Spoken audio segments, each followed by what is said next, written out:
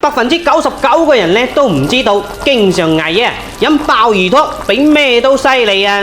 如果你熱氣上火，成日咧奄咩走走嘅，又特別中意捱夜嘅，今日咧我就將老中醫流傳落嚟嘅老湯方分享俾大家。俗話講，一晚瞓唔好啊，10日都補唔翻啊！如果經常係咁啊，鐵塔都頂唔住噶。記得啦，將今日呢個鮑魚湯收藏好啦。首先咧，我哋用清水將市場上面買翻嚟嘅鮑魚咧，將佢清洗乾淨。提前咧叫海鮮檔老闆將佢處理一下，然後咧我哋用牙刷將佢刷乾淨。鮑魚殼啊，千祈咪抌咗佢啦，用嚟煲湯啊，大有妙用噶。跟住咧，我哋將洗好個鮑魚咧改一下花刀。各位靚仔靚女，俗話都講啊，點個紅心係情分，唔點紅心係本分。有緣刷到呢個視頻啦，可唔可以幫手點個免費嘅小紅心，鼓勵同支持一下？唔該晒啦！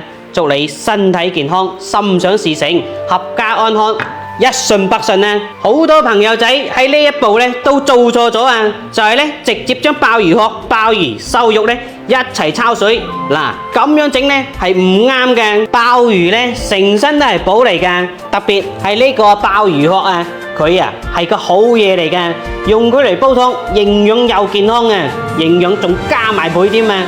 嗱，但係咧佢表面啊有好多雜質、細菌、寄生蟲噶，直接用牙刷洗啊係唔洗得乾淨嘅，千祈唔好同肉一齊焯水喎，咁樣啊就會影響啲肉質噶啦。首先咧，我哋將肉粒同鮑魚咧冷水落鑊放去焯下水先，整翻2片薑片，加翻少少嘅料酒，水緊之後咧，我哋撇一撇浮沫，直接呢個水淌一淌，將啲肉咧撈出嚟。然後咧就住呢個水，我哋啊繼續將呢個鮑魚殼咧焯一焯水。呢度要注意啊，焯佢5分鐘左右啊，咁樣啊先至夠乾淨嘅。好啦，然後將佢淌一淌，撈出嚟。沙煲中放入鮑魚肉同埋瘦肉、鮑魚殼、3粒無花果、1粒蜜酒、3塊薑片。呢啖湯好飲嘅關鍵就係呢個嘢啦。大家知唔知佢叫咩啊？我哋呢邊呢叫佢龍鬚草，經常捱夜嘅用佢嚟煲湯啊就啱晒啦。我用嘅呢個龍鬚草呢係野純天然嘅，都係當季新鮮採摘，自然曬乾，特別靚嘅。聞起身啊香味十足啊，呢啲啊先叫靚嘢啊！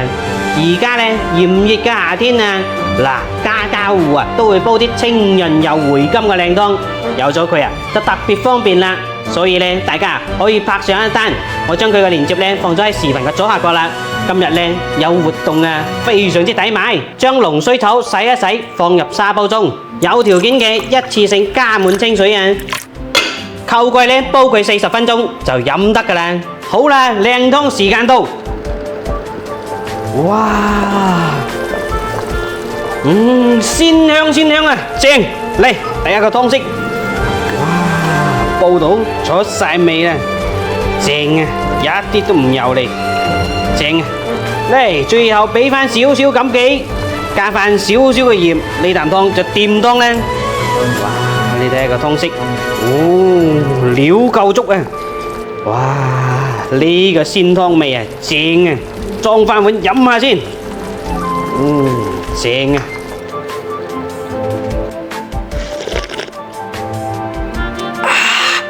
呢個湯一個字，清甜回甘啊，湯鮮味甜，正到痹啊！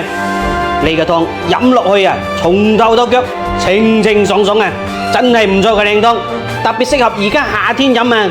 嗱，大人細路哥都啱飲嘅，正到痹啊！